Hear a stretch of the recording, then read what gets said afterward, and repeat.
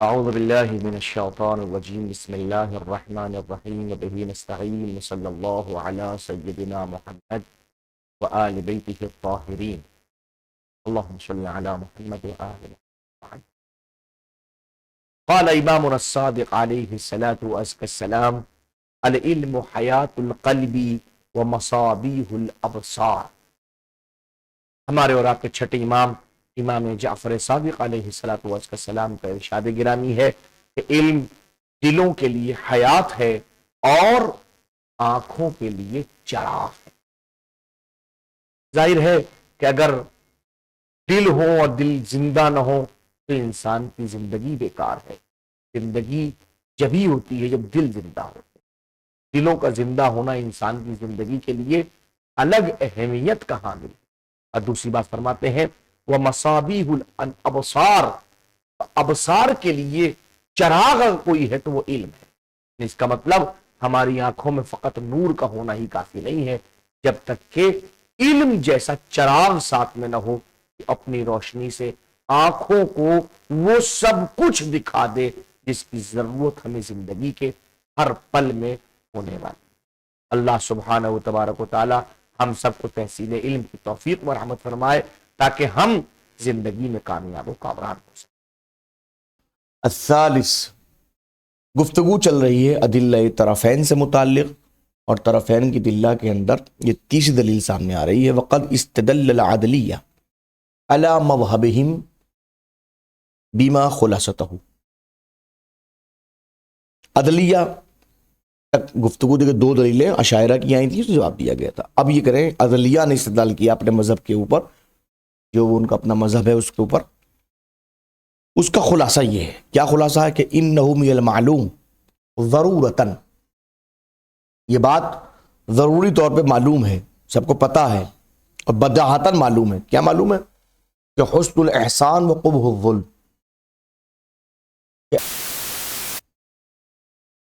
حسن رکھتا ہے، ظلم قبح رکھتا ہے. ٹھیک ہے نا؟ عند کل عاقل، ہر عاقل کے نزدیک، من غیر اعتبار شرع، شرع کا کوئی اعتبار نہیں ہے. ہر عاقل کے نزدیک کسی مذہب اور کسی ملت سے تعلق رکھتا ہو، ہر عاقل کے نزدیک احسان کے اندر حسن پایا جاتا ہے، ظلم کے اندر قباحت اور قبح پایا جاتا ہے. فإن ذلك يدركه حتى منکر الشرائع.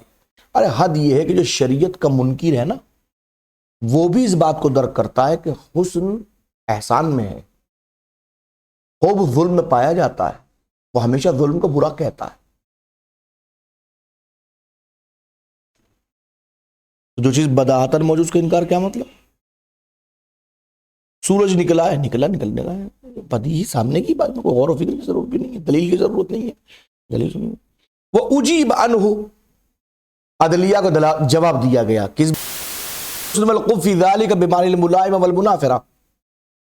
یہاں جو حسن و قب ہے اس کے معنی وہی نمبر 2 والے ہیں. کون سے نمبر 2؟ ملائمہ اور منافرہ. یہ نفس کا میلان ہے، یہ نفس کی نفرت ہے. نفس میلان رکھتا ہے تو حسن، نفس نفرت رکھتا ہے تو قب.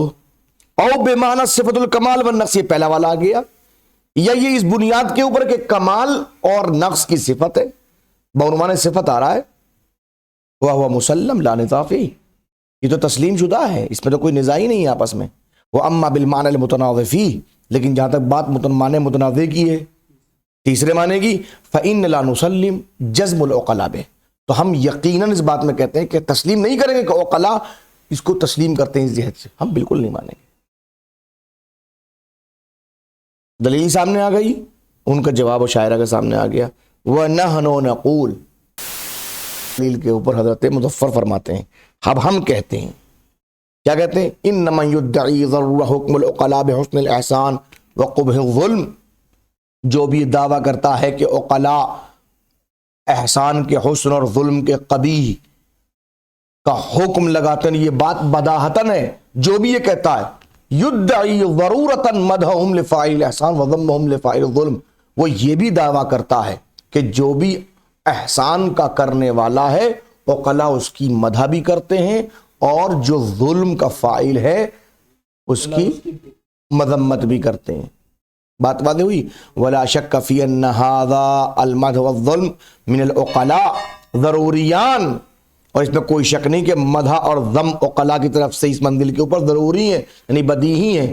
لتواترہ عن جمیع الناس، اس لیے کہ لوگوں کے نزدیک تواتر پایا جاتا ہے، سب لوگ تسلیم کرتے ہیں بغیر کسی مذہب و ملت قید کے.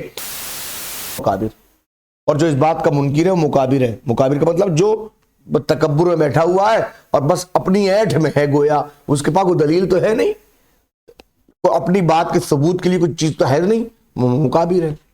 والذی، اور وہ شخص یدفع العقلاء لہذا، جو عقلاء کی اس بات کو دفع کرے، کما قدم نے ہم نے کہہ چکے ہیں ہم، شعورہم بان العدل کمال للعدل، ان کا شعور یہ ہے، وہ محسوس کرتے ہیں کہ عدل کمال ہے عادل کے لیے. وملائمتہ لمصلحۃ النوع الانسانی وبقائہ، اور اس کی طرف میلان جو ہے وہ نوع انسانی کی مصلحت رکھتا ہے، وبقائہ، اور نوع انسانی کی بقا کے لیے ہے. وشعورہم، ان کا یہ شعور بنقص الظلم، کہ ظلم میں نقص پایا جاتا ہے، ومنافرتہ، اور اس سے نفرت پائی جاتی ہے. کیوں؟ لمصلحۃ النوع الانسانی وبقائہ، کہ وہ کہتے ہیں کہ نوع انسانی کی مصلحت اس سے نفرت کرنے میں ہے، اور بقا اس ظلم سے نفرت کرنے میں ہے. وہ ان کو شعور ہے اس بات کا، وہ سمجھ رہے ہیں یہ بات، بغیر شعور کے بات نہیں ہے. ٹھیک ہے نا؟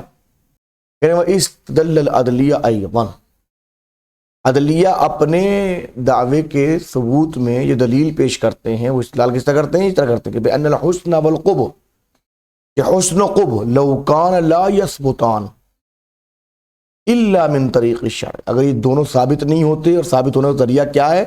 شرع. شریعت کے ذریعے سے ہی ثابت ہوتے ہیں. عنوان کیا ہے؟ عنوان یہ ہے کہ عدلیہ کہنا یہ ہے کہ کلما حکم بہ العقل حکم بہ الشرع، جو جس کو عقل حکم لگاتی ہے، شریعت وہی حکم لگاتی ہے. العقل ما حسنہ، جس کو عقل حسن کا، حسنہ الشرع، اس کو شریعت بھی اچھا کہتی ہے. ٹھیک ہے نا؟ مین بنیاد یہ ہے کہ پہلے عقل مان رہی ہے کہ یہ اچھا ہے، تو شریعت بھی مانتی کہ اچھا ہے. حسن قبح ذاتی ہیں، ان میں پائے جاتے ہیں. شارع مقدس اچھے کو حکم دیتا ہے، یہ اچھا اس لیے حکم دیتا ہے. اشاعرہ کہتے ہیں نہیں، شارع جس کا حکم دے دے وہی اچھا ہے. عدلیہ کے مطابق عقل بنیاد رکھتی ہے، کہتی ہے کہ وہ عقل درک کرتی ہے کہ یہ اچھا ہے، تبھی شارع مقدس بھی کہتا ہے کہ اچھا اس کو اپناؤ. عقل کہتی ہے برا ہے، شارع مقدس بھی کہتے ہیں سے دور رہو. تو جتنے بھی احکام اللہ ہیں وہ در حقیقت حسن اور قبح کی بنیاد پر ہیں. اشاعرہ کہتے ہیں نہیں، ایسا کچھ نہیں ہے، شریعت جس کو کہہ دے وہ اچھا، جس سے منع کر دے وہ برا ہے. اب عدلیہ کہ اگر حسن و قبح آپ کے کہتے ہیں، اب دیکھیں جہاں بھی اس طرح کا جملہ ہو، میں بار بار ٹوکتا ہوں، آپ لا اور الا آ رہے ہو تو لا اور الا دونوں کو نکال دیجئے. پڑھیے عبارت دیکھیے، بِأَنَّ الْحُسْنَ وَالْقُبْحَ لَوْ كَانَا يَثْبُتَانِ مِنْ طَرِيقِ الشَّرْعِ، لا بھی نکال دیا، الا بھی نکال. اب ترجمہ کر لیجئے کہ بے شک حسن قبح اگر دونوں ثابت ہوتے ہیں شریعت کے راستے سے. بات میں آ گیا تھا؟ ترجمہ سمجھ میں آگے نہیں آ گیا ہے؟ اب یہ نفی اس بات میں جا کے تک جان بنے گا، کوئی راستہ ہے ہی نہیں ہے، تو بس ایک ہے کہ شارع جسے حسن کہہ دے وہ اچھا ہے، شارع سے قبیح کہہ دے وہ برا ہے. یہ طرح ہے کہ عدلیہ کہہ رہے ہیں کہ اگر ہم اشاعرہ کی بات مان لیں کہ حسن اور قبح کا معیار عقل نہیں ہے، فقط شارع مقدس ہے، شریعت سے اچھا لیں، اگر ایسا ہو کہ راستہ ثبوت کا صرف شارع مقدس سے ہو کے گزر رہا ہو، فَهُمَا لَا يَثْبُتَانِ اصلاً، تو یہ دونوں یعنی حسن اور قبح اصلاً ثابت ہی نہیں ہو سکتے. حتی من طریق الشرع، ارے اور تو اور یہ طریقہ شرع سے بھی ثابت نہیں ہو سکتے. اگر آپ یہ کہتے ہیں کہ ان کے ثبوت کا ذریعہ صرف شرع ہے، تو ہم کہہ رہے ہیں یہ اصلاً ثابت نہیں ہوں گے. اصلاً ثبوت طریقہ شرع سے بھی ثابت نہیں ہو سکتے. بات سمجھ آئی عدلیہ کی؟ میں آپ کو تفصیل کہ وقد صور بعضهم هذه الملازمه على النحو الآتی. بعض لوگوں نے اس ملازمے کی تصویر پیش کی ہے، وہ تصویر اس طرح سے ہے. ابھی تو بات میں آگے نا کہ عنوانی ہے کیسے، اب سنیے دیکھیں. ان الشارع اذا امر بشیء، اگر شارع مقدس کسی شے کا حکم دے، فرض نماز پڑھو، ٹھیک ہے نا، فلا یکون حسنا، تو وہ حسن نہیں ہو سکتا، الا مگر کب ہوگا، اذا مدح مع ذلك الفاعل علیہ، کہ جب اس حکم کے ساتھ ساتھ فاعل اگر اس کو انجام دے تو اس کی مدح بھی ہو. حسن قب کا معیار کیا ہے؟ حسن کو حسن کیوں کہتے ہیں کہ اس کے کرنے والے کو، فاعل کو اچھا کہا جاتا ہے. کبھی و کبھی کیوں کہا جاتا ہے کہ اس کے فاعل کو برا کہا جاتا ہے، مذمت کرتے ہیں وقلا، ہے نا. تو اب یہ کب ہوگا؟ اگر شارع مقرر نے کسی بات کا حکم دیا تو وہ حسن کب ہوگا؟ حسن جب ہوگا جب اس کے کرنے والے کو اچھا کہا جائے. وَإِذَا نَهَا عَنْ شَيْءٍ، اور اگر شارع مقدس کسی چیز سے منع کرے، فَلَا يَكُونُ قَبِيحًا، تو یہ قبیح نہیں ہو سکتا، إِلَّا إِذَا ضَمَّ الْفَاعِلَ عَلَيْهِ، جب فاعل کی مذمت اس منزل کے اوپر کی جائے. وَمِنْ أَيْنَ تَعْرِفْ أَنَّهُ الشارع فاعل مأمور به، مگر آپ کو یہ کہاں سے معلوم ہوا کہ شارع کے اوپر واجب ہے کہ وہ مدح کرے فاعل مأمور به کی، جس کا حکم دیا گیا اسے کرنے والے کی، مأمور به کے انجام نماز کے پڑھنے والے کی شارع مقدس مدح بھی کرے، یہ اس پہ واجب ہے. یہ کہاں سے معلوم ہوا آپ کو؟ یا وَيَضُمُّ الْفَاعِلَ الْمَنْهِيَ عَنْهُ، اس سے روکا گیا، اس سے نہیں کی گئی ہے، اس کے فاعل کی شارع مقدس کے اوپر واجب ہے کہ وہ مذمت بھی کرے. إِلَّا إِذَا كَانَ ذَلِكَ وَاجِبًا عَقْلًا، مگر ہاں ہو سکتا تو وہ جب وہ واجب عقلی ہو. فَتَوَقَّفْ حُسْنُ الْمَأْمُورِ بِهِ وَقُبْحُ الْمَنْهِي عَنْهُ عَلَى حُکْمِ الْعَقْلِ، لہذا اس بنیاد پر کسی بھی مأمور بے کا حسن یا کسی بھی منہی ان کا قبح حکم عقل پر موقوف ہوتا ہے. اگر عقل حکم لگائے گی، عقل حکم لگاتی ہے، شارع نے حکم لگا دیا، کرنے والے کو مدح ہو گئی. فَهُوَ الْمَطْلُوبِ، مطلوب بھی ہمارا کہنا بھی ہے. دلیل سمجھ میں آ گئی ان کی پوری. ثم لو ثبت، پھر اگر یہ بات ثابت بھی ہو جائے کہ ان الشارع مدعا فاعل مأمور بے، کہ اگر مأمور بے کے فاعل کی شارع مقدس نے مدح کی ہے، وَذَمَّ فاعل المنہی عنہ، یا جس سے منع کیا گیا تھا اس کے فاعل کی شارع مقدس نے مذمت کی ہے، اگر یہ معلوم ثابت ہو جائے، والمفروض، اور فرض کیا کہ ان مدح الشارع ثوابہ وذمہ وعقابہ، کہ شارع کے مدح کا مطلب ہے اس کام پہ ثواب دینا، اور شارع کی مذمت کا مطلب ہے اس کام پہ عذاب دینا. فمن عین نعرف، تو ہم کہاں سمجھیں گے کہ انہ صادق فی مدح، کہ وہ اپنی مدح میں صادق ہے، وذم، اور اپنے ذم میں صادق ہے. الا اذا ثبت ان الکذب قبیح عقلا، مگر بھئی یہ ثابت جب بھی ہو سکتا ہے، یہ ثابت ہو جائے کہ کذب جو ہے وہ عقلاً قبیح ہے، ٹھیک ہے نا.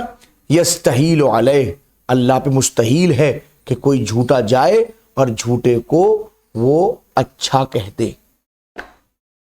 فیتوقف ثبوت الحسن والقبح شرعاً علی ثبوتہما، لہذا اس منزل پر حسن و قبح کا شرعی ہونا، یہ ہونا موقوف ہے ثبوتہما عقلاً، کہ آپ یہ ثابت کریں کہ یہ دونوں عقلاً ثابت ہیں، ٹھیک ہے نا.